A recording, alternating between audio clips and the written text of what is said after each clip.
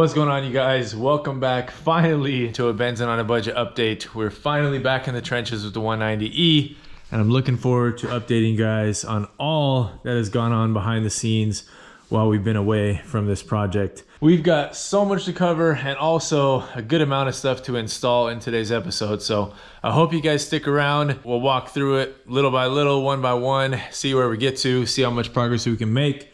It is actually snowing outside, so it's a good time to be in the garage and working on the cars in here in a little bit warmer temperature. For those that follow the channel in general, or maybe you just stop by because you love the 190Es and you stop by for these videos, there's been a lot of updates, I think, since our last Benz'n On a Budget project. We got the lift installed. I built myself a better workbench scenario. Got a little welder we've been doing little projects with. The M113K is sitting over here, and then the 190Es M111K is sitting here. Now, for the most part, this thing is buttoned up, ready to go. There's a few little details that I'll talk about that we need to finish up. And obviously we got to get our valve cover on. And before we do so, we'll travel back in time. I'll show you guys what I decided to pick for paint on the valve cover. We were back and forth on color scenarios, so I ended up with something I'm pretty happy with. So we'll go back, check that out, and then I'll catch you guys back in here once painting's finished. Hey guys, welcome to the painting portion of this episode of Benz'n On a Budget. We are focusing on the valve cover for the M111K. Two pieces. This covers up, coil packs, etc. And our main piece for the actual valve cover. Paint color I decided to go with, if you guys can see, is a matte ink blue. Don't really know what it will look like, but I wanted some type of like satin navy bluish color. I just thought it'd be a cool kind of difference. I haven't really seen any M111K with this. A lot of people do black or some type of combination of black and red or other crazy colors, but I haven't seen like a satin dark blue, so that's what we're gonna try. This is always my go-to paint, the Krylon 5 times, just because it sticks really well to even unprepped surfaces. So we're gonna send it, and at a later time I might do the insert as black, but for now we're gonna do it blue. We'll see how it looks, and then if I want later on, we'll throw on some satin black in the middle cover. So let's see how this stuff lays down.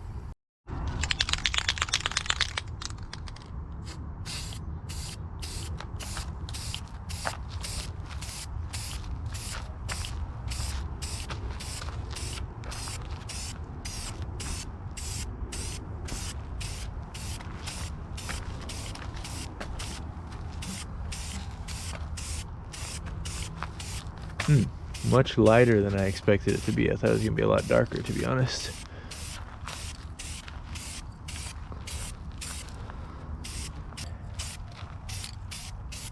And these, just like the M104s, pretty difficult to get all the inner parts here perfect. So we'll try to get as much coverage as we can and go from there. But color-wise, I gotta say, guys, I'm a little bit disappointed. I thought it was gonna be much darker than what it's looking like right now, but we can always go back over it with something else if I don't like this. All right, guys, one light coat in, dry to the touch. I mean, it's not a bad color, it's just not what I was expecting. And if you look at the cap, I know paint is never the same exactly as a cap, but a couple more coats, it might get there. But hey, like I said, if we don't like it, I'll go grab a satin black and spray over all of it. So let's send it. All right, so you saw the color choice, and here it is all finished up. It honestly looks way different on camera. This color is closer to like my jacket in real life than it is showing on camera. It's much darker blue. I don't know if I can change this in any lighting to make it look like it really does in person. On camera, it looks way more royal blue. In person, it is pretty dark, to be honest. Yeah, it's not that dramatically different from the black like it shows on camera. On camera, it looks crazy bright. But anyways, that's the color we chose. I'll try to put like a little square of color over here to show you guys what it looks like in person. But yeah, we got everything situated for that. I have the gasket sitting on this, but I'll show you guys this installed obviously once we get there. I did want to point out kind of a tricky thing on the M111K valve covers, and for those that want the part numbers that I use, Felpro VS50871R, and it's for 2.2 or 2.3 liter M111s. They come with these little inserts just like the M104 uses, and I think pretty much every Benz inline engine of that era uses these little kind of metal rubber grommets for the spark plug holes. And to get these in, my suggestion for you guys, what I did, sorry I didn't film it, but a little bit of like WD-40 or silicone spray or something just to lubricate the outside. Place them in my hand. You can get them pretty much flush with this outer zone here, and then use just like a, you know, a screwdriver, whatever, that fits into place. It's metal right here, so you're not going to hurt it as long as you don't tap it, you know, super hard. And then use some type of soft mallet and just kind of tap your way around the edges, and you'll feel them bottom out. They don't go a huge distance down, just like, I don't know, 2-3 millimeters or so, and then you'll see them sitting flush. And yeah, the gasket, I kind of wanted the blue gasket like I use on the M113s, but this will do. So M111s don't really have the same problem as, you know, M113s with leaking, so should be good to go. I just cleaned this surface up yesterday. We're ready to install this thing. I am going to throw a little bit of what's called, why am I forgetting the name of this, assembly lube, just to you know, coat things, because it's been a while since this thing has started up. I'm sure when we first started up, the hydraulic lifters are going to take a second to pump up, so just a little added protection. And we got to get some oil thrown in this thing once you get the valve cover on as well. Aside from that, motor wise, what we need to finish, I'll need to kind of retape the harness for our coil packs, because when we were trying to diagnose why we had a dead cylinder, I basically just unsheathed them all and went through that. And then we need to figure out something to do for a return on the fuel rail. So if I can find the factory fitting that will match up to the fuel fitting over here for the return, then I can just have that welded onto here. And if not, I can try to find an adapter for this or something. What I did is I basically took the Schrader valve out of this side. So I think it would flow enough, no problem, but finding the fitting for this is going to be maybe tricky. So if anything, we can cut this one off and then put something else on there, but we'll figure out what we can do. I have the other M111K fuel rail from the earlier styles that has a return on it, but this one doesn't quite fit onto here just because of, you know, a little bit of differences between, you know, the throttle body and the intake manifold compared to the earlier styles. So we'll do what we can, but aside from that, like, we've got pretty much all of our new belt assemblies. I do need to get belts for it. I think I have one or both of them somewhere. And then we also need to finish up a solution for our bypass valve, and I think I have a plan for that, so I'll get you guys involved. The one thing that I wish I didn't do was this one right here. I think I set this a little too high. I should have cut this shorter before I epoxied it in, but if anything, we can always just cut this if we need to. I'm planning to run like a 90-degree elbow off of here, and then just have a filter sitting over here, and then we'll have another filter right here. But yeah, for the most part, that's the motor. And then we did get a radiator. We'll talk about that in a little bit. And then a really cool one that we're going to try to get at least a good chunk done with today is the yellow speed coilovers. Now again, guys, this is a budget project. I think all in right now, we're still under, like, I want to say $1,400 or $1,600, something like that. And I picked this setup from eBay, and seller was super awesome. I was chatting back and forth with them, and they ended up shipping them off of eBay because they saved me a bunch of money from shipping. So these are $600. They were used like 2 or 3 times for a drift chassis 190E. These are the premium competition version, so like the second tier quality, I guess, of yellow speed. So they've got, you know, integrated camber plates with traditional, you know, coilover in front, and then we still have the divorce spring and shock combo in the back. Now, cool thing I was able to find for the bushings, because these bushings, this set came from a car that was like up in the Northeast, I think Canada, and the bushings were got really tired out, probably from the cold. So I found a set of energy bushings and they were pretty close. All I had to do was drill out the centers a little bit. So now these fit perfect. And then I also found spring perches because these were absolutely shot, and decided let's try to find some urethane ones. So I found these all from Energy Suspension, just from looking online at their kind of dimensions, and they're pretty close. I might have to shave down this top lip a little bit, but I don't think it's going to bother the spring at all. So we'll be good there. Once we get to the rear side, I'll probably at least do the fronts in this video today. I don't know if I'll get to the rear. It's not super important right now, but these would be cool to get installed. And then along with that, I have the reinforcement plates. Got a bunch of 190E goodies. Got all of our Garagistic 190E goodies, and these are aluminum strut tower reinforcement plates. So these will go on top once the struts come through. I have a brake setup in mind that I'm trying to figure out. Well, not really figure out, but just waiting on the parts to become available. For those that know, you can run Porsche 996 brakes on these. So that's the plan. And while we're on the topic of brakes, big shout out to Josh from Valley Custom Coatings.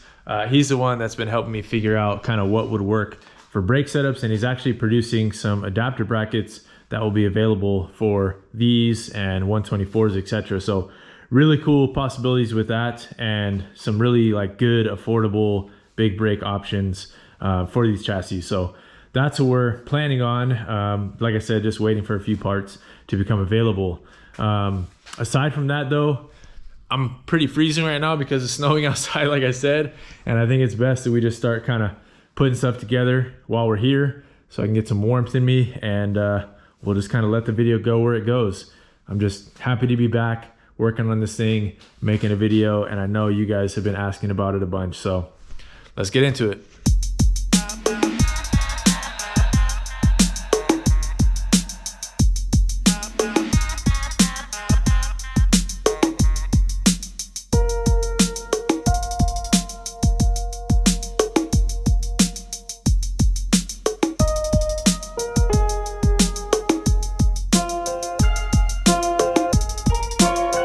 All right, you guys, first little look and quick detail to note. When you're getting around the cylinder bores, I guess, for the spark plugs, probably should have put some type of like lubrication or oil on those, but I didn't. So a little dry going in. I just kind of made sure they were going around nicely, and then pushed down kind of gradually on the valve cover. Now they're going over just fine. So that's that. I gotta see where I left all my bolts for this thing. Not all the bolts are the same size for this, so have to be careful and put things back in the right spots. And then we do have a sensor that goes right here with an O-ring as well. So I gotta track down where I kept everything. I think I bagged everything up. So let me find that and we'll get back to this. All right, you guys, the cold was getting the best of me, so we had to bust out the space heater.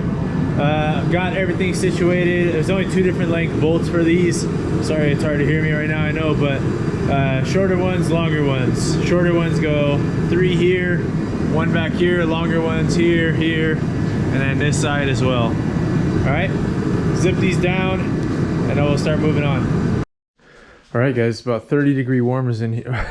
I cannot talk, it's too cold. It's about 30 degrees warmer in here, and we've made a little progress. So got our, I believe this is an oil level.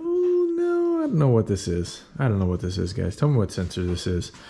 Not oil pressure, because I assume that's probably down on the block somewhere, but it's something. Oh, it could be a cam sensor actually. Kind of looks like what they look like, and the other side of it does look like that, so maybe cam sensor. But yeah, everything's zipped down. Next up, I'm going to throw in some spark plugs. I'm running basically the same I run in the M113's BKR5 ES-11. You can run a bunch of different plugs in here, but that's what I opted for, correct size. So I think I have the old plugs somewhere, yeah. So this is what was in there before. And I think I put these in. This is a 6E11, but the 5E will work just the same. And I think the S on there just has to do with the gap. So we'll compare them, make sure they're safe, but I think those should be good. So that's up next. And then from there, we can button up all of our coil packs, figure out, you know, how we want to sheath all of our wiring, etc., and then plug that away. The port here is for what was the PCV system before. I'm not entirely sure what I want to do with that yet, or how I'm going to kind of run that system. This is a leftover barb off of that used to plug into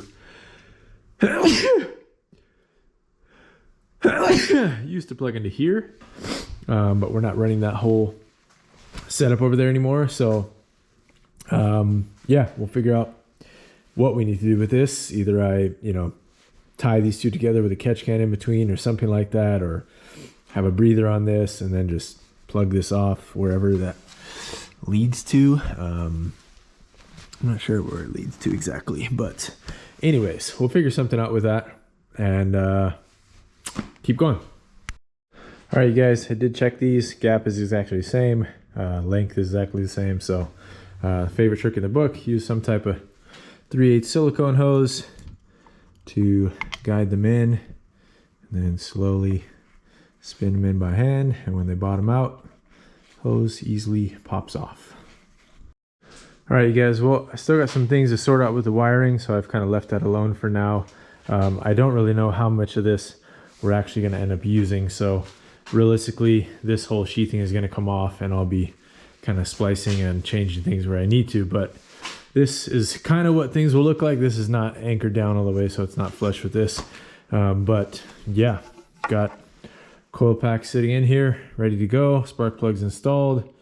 So now get to move on to some other things. I'm trying to think on what else on here.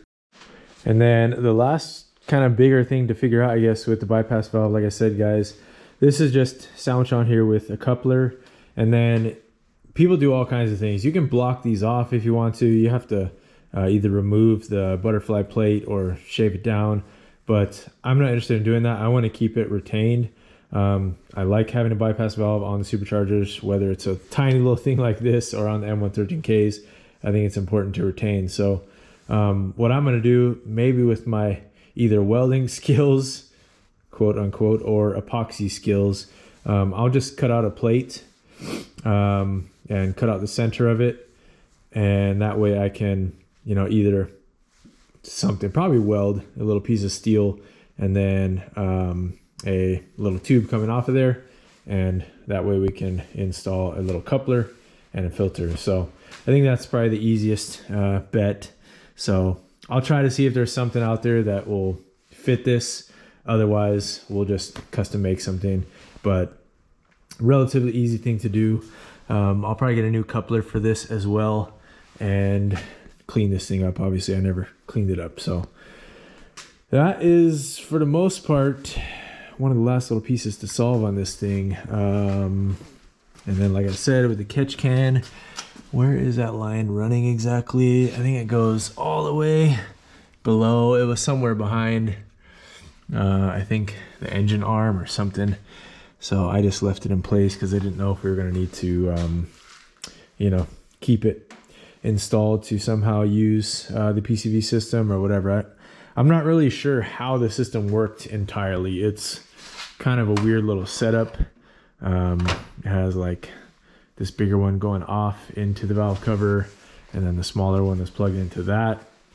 So I assume if I just put a catch can in between those, I think it'll work like it's intended to, rather than keeping it open atmosphere, which we could do too. So other things on this side, I do have all new gaskets for the intake manifold, but I don't think it's worthwhile doing at this point. It's another rabbit hole to go down. Once it's in the car and we got it running and all that stuff, we can do them, but they're not like something that goes bad just out of nowhere. I can feel part of the one that's going over here, and they're the nice green, what is it called? HNBR style or nitrile style gaskets. So they don't really go bad like some of the black rubber ones. So I'm trying to think what else. Obviously we'll put a new oil filter in it. I got one of those, and then throw some oil in this thing so I don't forget when I go to start it up. On the oil pan side, this did come, because you guys remember we switched to the front sump. This did come with a oil pressure sensor installed, but there's something you have to do to adapt to this port right here off of this motor, because the newer stuff doesn't use that same style. So I'll try to figure out something with that. If we can't get oil pressure, honestly, I'm not too concerned about that. It'd be nice to have, but at the end of the day, I mean, these are pretty simple motors. If it's running right, we're not doing a ton of modifications to it or anything like that. I don't think there's much to worry about. So yeah, aside from that, have to get our belts on. Just a bunch of little stuff, guys. Nothing crazy, but a lot of little details adding up. Makes it a lot of work, but in due time. All right, now as far as this thing goes, like I mentioned earlier, I chose a radiator. Shout out to the M111 forums. And I'm forgetting who recommended this to me, so I apologize. I'm forgetting your name off the top of my head, but this is a DNA motoring radiator. Comes with an electric fan, and it is from, I believe, like a 70s Charger, Duster, those type of things, Dodge of that era. And it's pretty good unit. I'll bust out of the box here. We can take a look at it and kind of explain why I chose to run with this one. All right, guys. Well, I was saving the first look to be with you guys. So here it is, though. Go ahead, pull it out of here. Come on.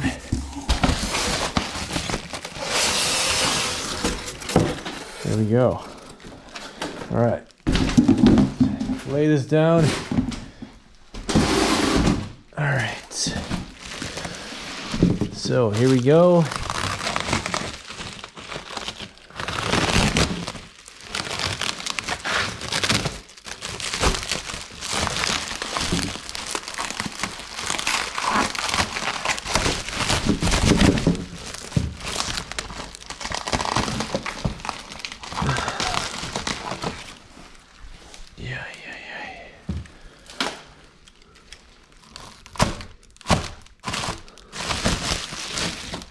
All right, there it is, guys.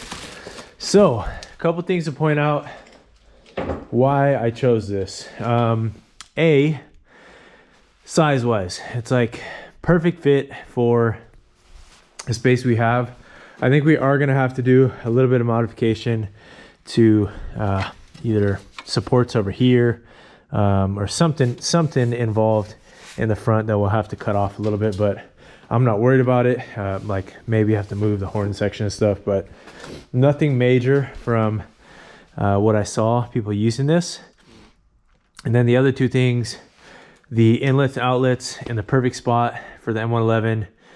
It's got a nice little petcock at the bottom, and then it has an integrated expansion tank, which I like. We don't have to worry about running the one over there. And I don't think I'm gonna run like the auxiliary water pump or anything like that. I mean, maybe I will if we need to, but just the whole purpose of this build, you guys, is less is more. And if this is not, you know, I'm not planning on running anything into the cabin. So that's kind of the point of these, is to keep the water flowing when it's, you know, traveling that big distance. But with this, it's just gonna be right in front. And I don't think we'll need to run the auxiliary water pump. Fan that came with it, I mean, hopefully it's decent. These are not known for running crazy hot by any means, but we'll see how it does. If we need to upgrade it, we always could. Comes with a nice, you know, back plate for it. And then mounting wise, it should be, you know, relatively easy to figure out a good spot with the side brackets that it came with. And yeah, overall, it's just a nice unit. It was, I think, 160 bucks. And, you know, you got some options with it. You can plug in for, you know, like if you have a trans cooler. And up here, I'm assuming this probably just a drain, or if you wanted to run it to a separate expansion tank, you could, but otherwise you can just leave that plugged off. So yeah, I mean, for the money, I'm pretty happy with it. They do make like a Cosworth radiator like this, but I think it's close to $300 for the aluminum one, and I just couldn't justify it.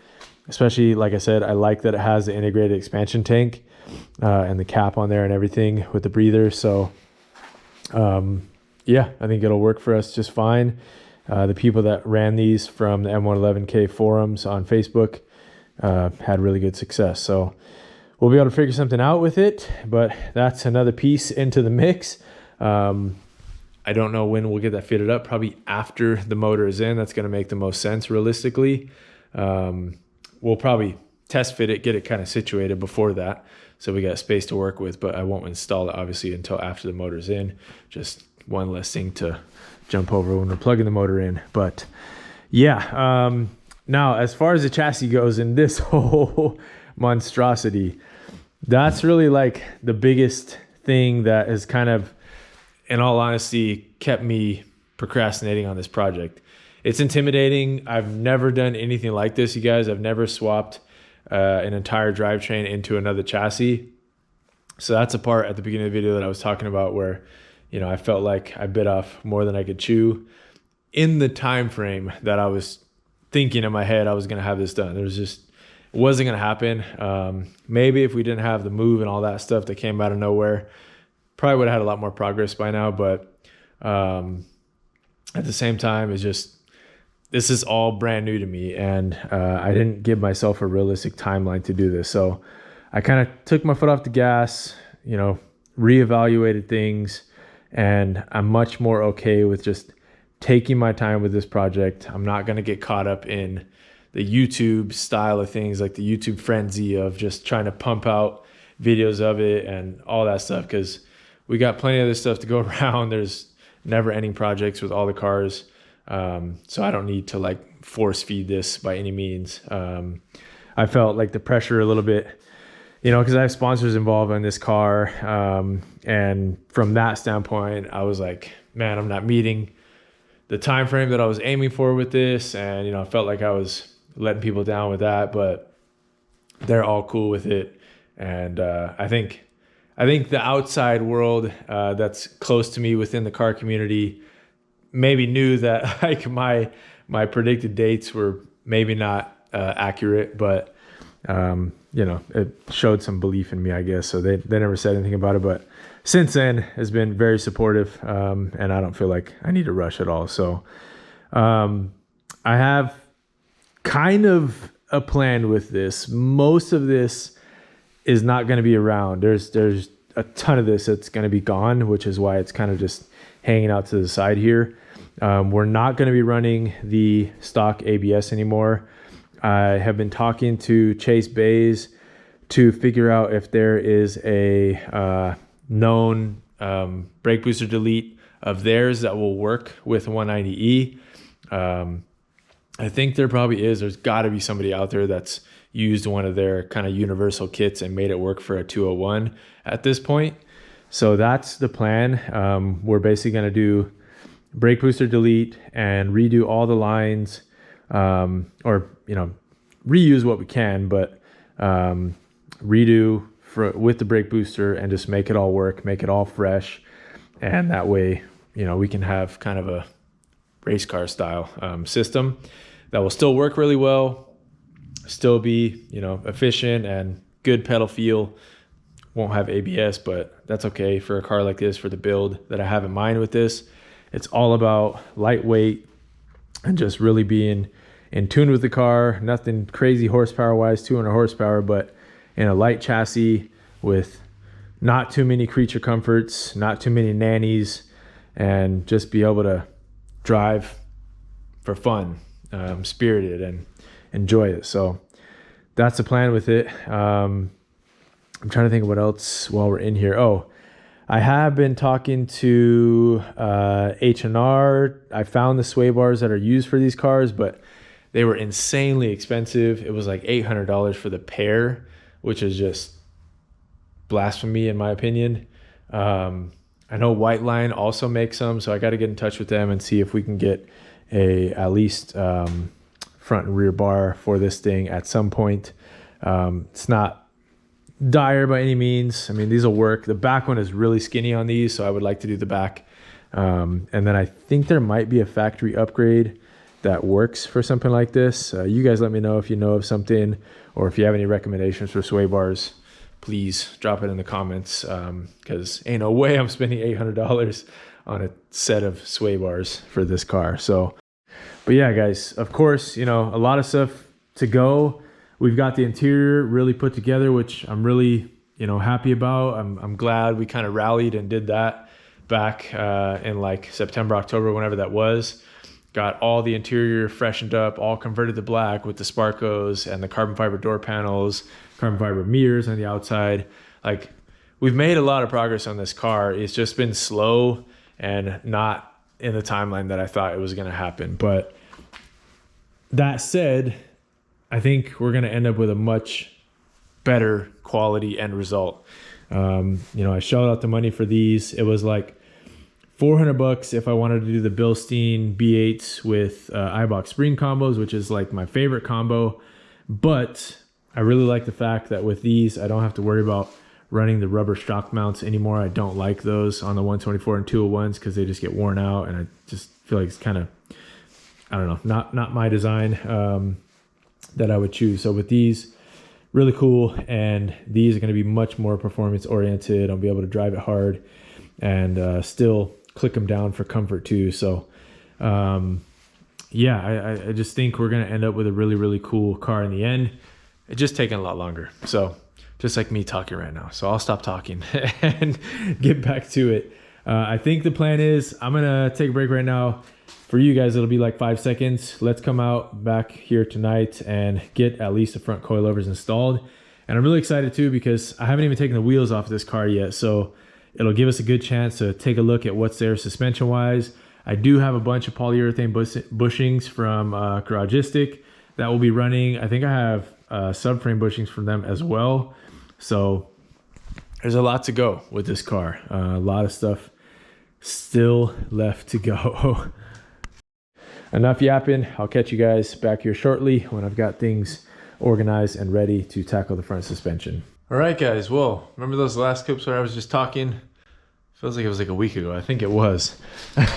We are back though. It's been snowing pretty much all week. And just absolutely freezing in here.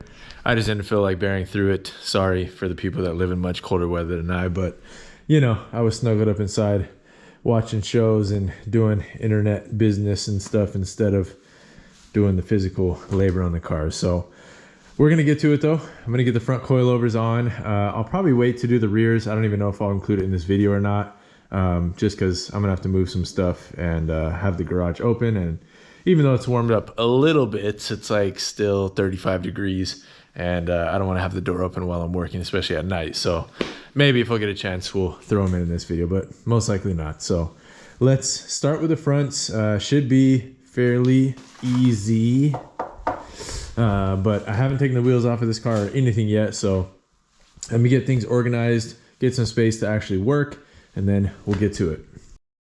All right, you guys. It got a little cold again, so I busted out the heater, but pause it for you guys so you can hear. I just cracked all the wheel bolts on the front. I was a little worried because a few of them were looking like this, and I was like, oh man, it's not gonna be good. Seemed a little stuck, but used the handle off of the jack on breaker bar and got them all to spin. So that should be good. Just jacking the car up. Jack stands, if you're familiar with these chassis, normally they have like the weird, you know, thread into here and then jack the car up, but you can also put a jack kind of on this frame area here, so we'll be okay. There's not a lot of weight on it obviously without a motor in here. So yeah, jack it up, throw jack stands in both of those spots because we're going to need to use the jack to hold the control arm while we kind of lower it down, just so the spring doesn't try to do anything crazy, but honestly the stock springs, when you unbolt the strut and have the jack under there, it's not like a lowering spring or anything. There's not a lot of tension on it, so we'll be able to push down and pull the spring out by hand. I'll probably put a moving blanket or something there just for safety, but I think I actually have a set of, these are subframe, but I think I might have a set of control arm bushings for these front ones. I'll have to look, but maybe for now not something we'll do. When the actual coilover's in and everything and the springs removed, I still think we'll be able to just lower the control arm from, you know, the inner side later on and do this if we need to.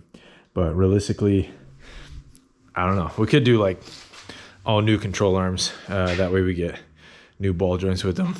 I'm just talking out of nowhere right now, guys. We got to take a look at what everything looks like, how it feels in here. I'm guessing it's going to need some love, but we'll see once we get in here. It's exciting.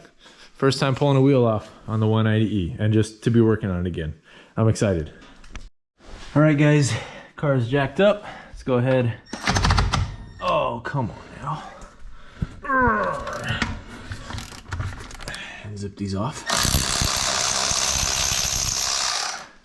I'm realizing, guys, I don't know how I've made it this long without an impact.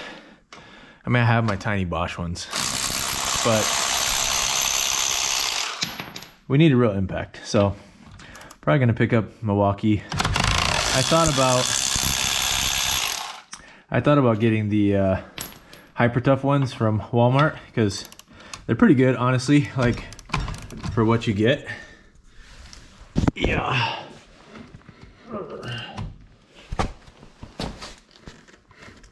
Oh, come on.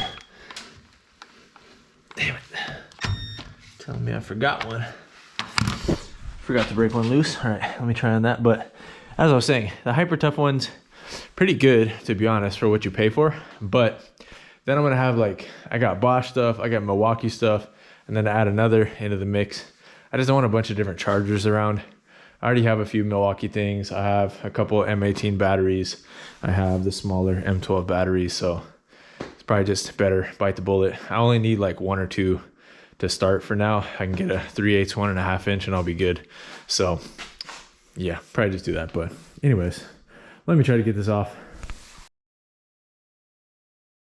That dilemma, we're back.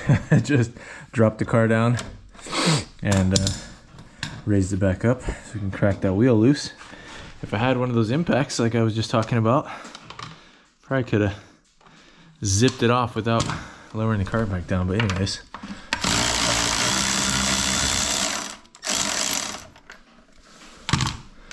okay, let's get these lovely little 15s off of here. Yeah. And to be honest, guys, with this being a budget project, even that considered, I've still looked at wheels so many times for this car and have been really close to picking up a few different deals of stuff that I felt like would fit well on it and, you know, look good. But I love these wheels. I really do. I think they work really, really well with this chassis, and it's just an iconic look. And I think we're gonna stick with them. I'm gonna run some spacious on them. We'll get some nice tires for them. They're 15s, and you can get some really good, like I see all the time, like track tires that people have used on 15s and then they let go of them, and just good deals in general on 15s. And brand new tires for 15s are dirt cheap compared to like 18, 19 stuff. So I think we're gonna stick with these wheels. I hope you guys are all right with that. I think if we, you know, space them out and get them flush with the fenders and what I have planned for that, and get some nice rubber on them, it'll be a good look. And all of them are in pretty good shape. I mean, a little bit of curbing, but nothing crazy. Clean them up. We could even respray them if we want to. These will be pretty cool. So anyways, that's it. Here is our first look at our very, very crusty suspension here. But the actual struts have been replaced. They're some KYBs, the XLGs, the cheap ones. And it still has Actually, let's see. Is that just a red mark on the stock springs, or these red springs? Okay, I think these are just stock springs. And yeah, besides that, oh my God. Yeah, we're gonna need some suspension bits, guys. That's a shot tie rod right there. Sway bar bushing doesn't look too bad. It feels okay. These are obviously crusty and not going to be used. But for now, we're not really touching any of that. Gotta wait till we pick up what we need. Any spiders hanging out in here? I think we're okay for the most part. And then there, obviously, front and rear, opposite what I said, but control arm bushings. And I guarantee those are probably tired. So we'll look in our goodie bag from Garagistic and see what we have for those. I believe we have some, so let me check. Let's get prepped to get the strut out of here and get our new to us yellow speed coilovers in. All right, guys, so memory did in fact serve me right. Garagistic polyurethane control arm bushings. They must be the same size for both front and rears, because those are the 4. And then we got some leftover Motorsport Hardware open seat R12 lug nuts. And then Garagistic also provided our, what's it called? And then Garagistic also provided our wheel studs. So we're going to be converting to those. And I probably got a healthy amount of spacers. I got a 10 mil right here. I think I have some more. Yeah, I got some more in the back, maybe 15 mil or so. So we could probably get away with running like a 20 up here in the front, since we're going to stick with the 15s. But we'll test fit and see what things look like once we get there. And yeah, just kind of go from there. Everything I think is 19 here down below. So this big one, and then 19s at the bottom. And then up top, I believe it's also 19, and then a 6 or 7 millimeter, I think 6 millimeter for the Allen inside hold things, and then 13s on the 3 actual strut bushing nuts in this case, which we'll be replacing with our actual camber plates. So let's get into it. All right, guys, I was wrong about the top size up here. It's a 22, so just use open wrench to get it off. I had the Allen in here. It is a 6, but this one wasn't spinning at all, to be honest, because the shock is probably old and tired. So just doing it little by little. Probably zip this off if I wanted to, but you know, why not just do manual labor, one tiny turn at a time. All right, one bolt out from the bottom side. When I popped this off, there's a little bit of tension on here, so the top kind of fell through, but no big deal. So this one's off. Let me spin this and we'll get the other side off.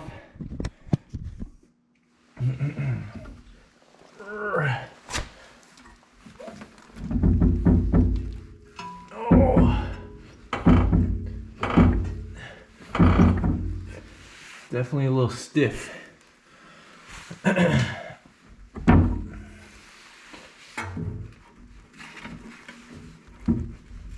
I feel like that spring is not really under much load right now at all, but before I get this off, I will put a blanket here or something to protect myself a little bit, but should be okay. All right, guys, hardware is out, lower side and a little cross section in front. Got our blanket there, and we're gonna go ahead and just lower things down slowly.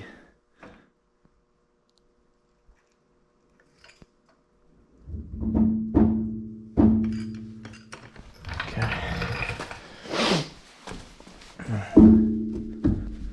First strut is out.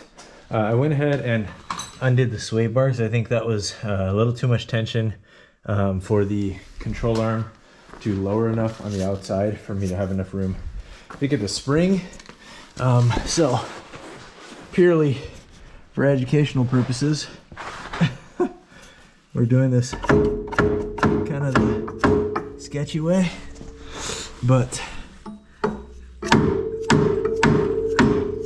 this thing is basically out. It's just sitting on a little lip over there. So I'm trying to get it out without letting it fly at me. All right, you guys. Well, after a little battle, the other spring is out. I don't know why. I just literally watched a video of somebody pulling off stock suspension. All right, you guys, picking up where we left off after the little debacle getting the spring out. I finally got it to pop free.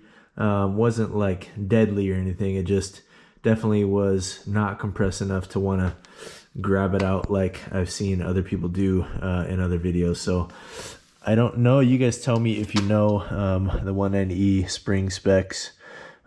Usually the factory paint markings will tell you something about them. So I don't know if these are upgraded to like 2.6 springs or something, but definitely didn't have the same amount of wiggle room, like I said, I saw from other people installing coilovers on these things. But here's the deal.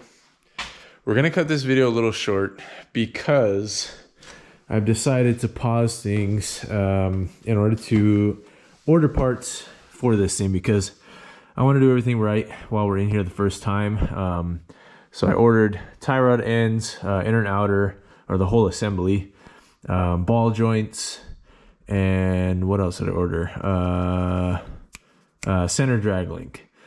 And all of those, about 150 bucks from FCP Euro. Shout out to you guys for good deals on those. They're actually, I usually will buy stuff like that from Rock Auto, to be honest, but they actually beat Rock Auto's price by like, I want to say $40 or $60. So pretty good. With free shipping, and they're usually pretty fast, especially now they have the West Coast location. So we're not doing anything with the brakes yet because, like I said, guys, if you caught in the early part of the video, we're going to be upgrading to 996 brakes, well, at least calipers, and then we'll use a factory Mercedes rotor. But yeah, I just decided it'd be best if I wait to do this so I can do it all properly, all in one go. So sorry to tease you guys. What I did do is I cleaned all this off yesterday and then painted this inside and on top. And then here are the Garagistic strut tower reinforcements. Perfect fit on there. So we'll use those, and with our yellow speed coilovers.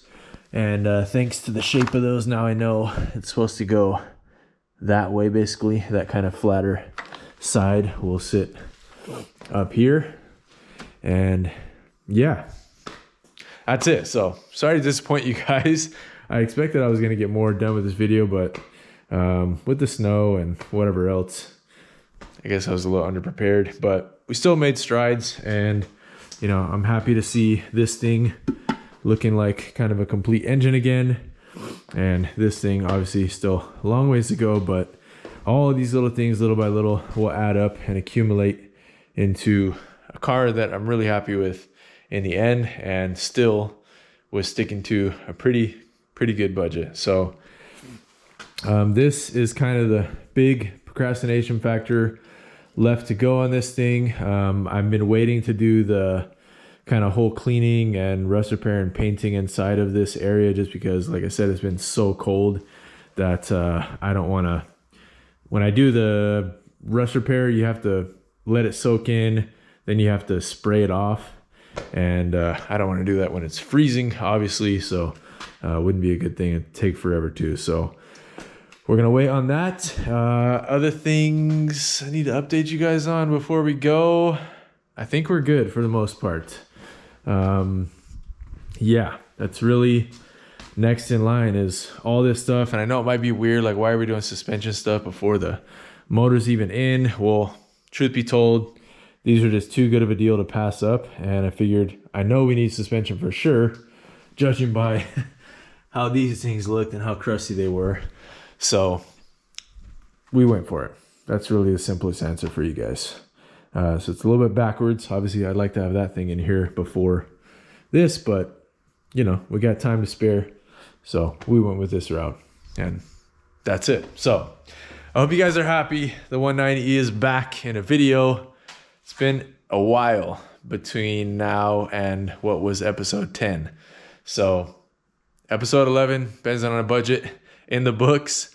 I will catch you guys on the next one. Please share some comments, leave me some ideas of, I don't know, feedback, whatever you guys got about the build, what you suggest, anything you're knowledgeable with that we've covered in the video that maybe I was curious about, etc. If you got any hookups on a sway bar, I would love to hear suggestions on that, especially for the rear. The front is a decent size, but the rears are tiny. So if you got any factory known upgrades for something like that, please let me know.